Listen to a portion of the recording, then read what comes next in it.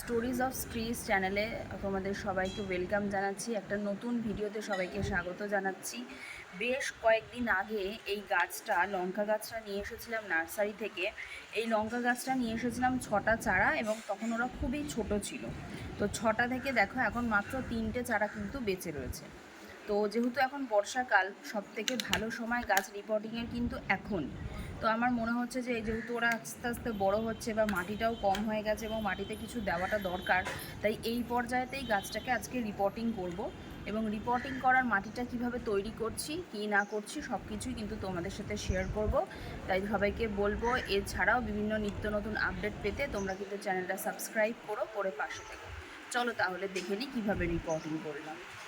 এইখানে আমি তোমাদের মাটিটা তৈরি করে দেখাচ্ছি। মাটিটা কিন্তু খুব ভালো এবং ঝুরঝুরে মাটি নিতে হবে। যদি তোমরা বালি চালুনি দিয়ে চেলে নাও মাটিটা, সেটা আরও বেশি ভালো হবে। তার মধ্যে দিয়ে দেবো আমি মোটামুটি 20% মতো নিমখোল, বা তোমরা 15%ও দিতে পারো। যেহেতু এখন বর্ষাকাল চলছে, মাটিটা যাতে ফাঙ্গাস ইনফেকশন না হয় বা কোনো ফাঙ্গাস অ্যাটাক না হয়, সেটা কিন্তু খেয়াল রাখতে হবে। তারপরে দিয়ে দিলাম এরকম থেকেই 25% মতন গোবর সার, এবং নিমখোল, গোবর সার, মাটি ছাড়া আমি আর সেরকম কিছু কিন্তু খুব একটা মিক্স করব না। তোমরা যদি চাও সেখানে এক্সেল ডাস্টটা মিক্স করতে পারো, তবে আমি এখন মাটিটাতে এক্সেল ডাস্ট মিক্সড করিনি। কিছুদিন যাক, যেহেতু এখন বর্ষাকাল হচ্ছে, গাছে জলও পাচ্ছে, সেরকম খুব একটা সার বা খাবারের দরকার হচ্ছে না, তাই আমি আর বেশি কিচ্ছু এতে মিক্স করিনি। তো তোমরা চাইলে আরও অন্য কিছু ফাঙ্গাসাইডও মিক্স করতে পারো, আমি আর সেরকমভাবে কিছু এটার মধ্যে দিইনি। আমি তোমাদের আরেকটাও পরামর্শ দেব, আমার কাছে সময় ছিল না বলে আমি মাটিটা তৈরি করে রাখতে পারিনি। যে কোনো ক্ষেত্রে রিপোর্টিং করার আগে তোমরা যদি মাটিটাকে দিন 15-20 আগে রেডি করে রাখতে পারো, সেটা কিন্তু গাছের জন্য এবং গাছটার জন্য খুবই ভালো এবং উপকারী হবে। সেটা তোমরা একটুখানি মাথায় রাখতে পারো।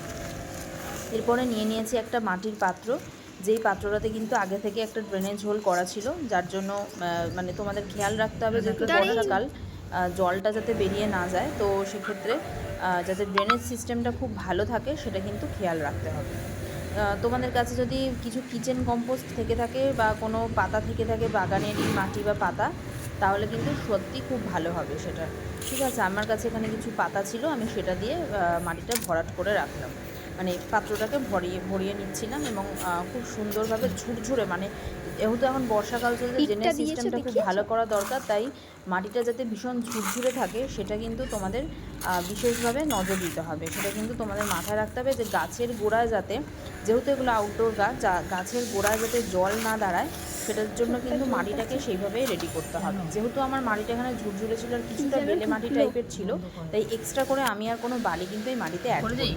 এরপরে যে পাত্রটাতে ছিল লঙ্কা গাছগুলো, সেগুলোকে খুব সুন্দরভাবে হাতের সাহায্যে আমি ছাড়িয়ে নিলাম, এবং এটার ভেতরে যে মাটিটা ছিল সেটাতেও অল্প কিন্তু সার মিক্স করা ছিল, তাই ওই মাটিটাকেও আমি বাদ দিইনি।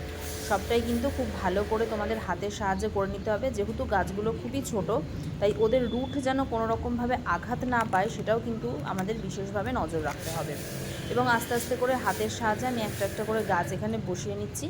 তোমরা দেখে নাও যে কত একদম কোনো যন্ত্রপাতি বা কিছু এখানে ব্যবহার করার দরকার নেই।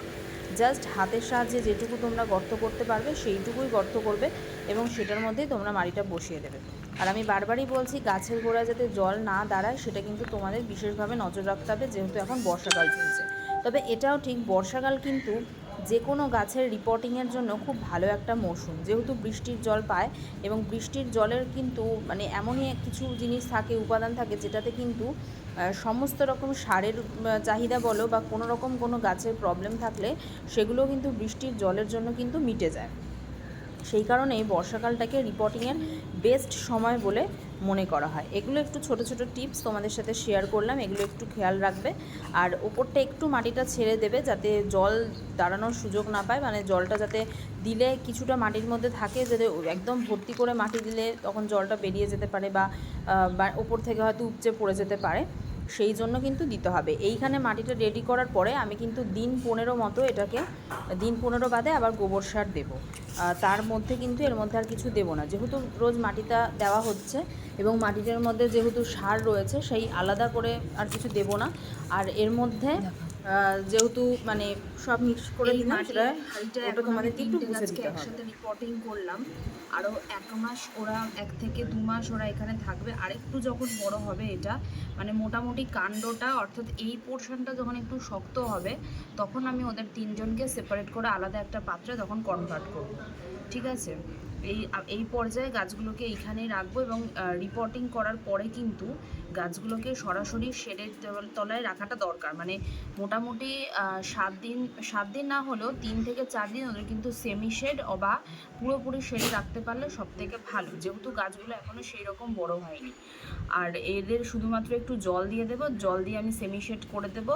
তারপরে আস্তে আস্তে মোটামুটি যখন আরও 5-7 দিন হয়ে যাবে তখন কিন্তু আমি সরাসরি রোদে আনবো এবং এখন যেহেতু বর্ষাকাল, আশা করছি ওরা ওয়েদারের সাথে অ্যাডজাস্ট করে নিতে পারবে। তো কেমন লাগলো ভিডিওটা অবশ্যই আমাকে কিন্তু কমেন্ট করে জানাবেন। আজ তবে এখানেই শেষ করব।